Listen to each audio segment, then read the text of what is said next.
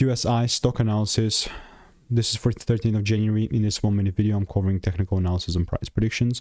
So where is Quantum SI stock going from Monday and onward? Simply put, we've been kind of consolidating since 8th of January, but the cool thing about this is that we're inside a demand area. And inside demand areas, magic happens. When I say magic happens, it means that if I see like a proper double break shift, I'm looking to take things up.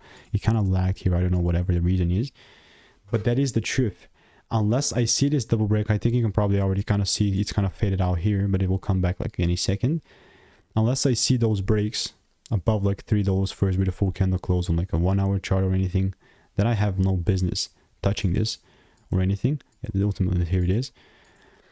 And there's two outcomes to this position right now. I mean, we cannot consolidate forever, so we're either the high or the low is going to give out. It really depends whatever the price breaks first with a full candle close.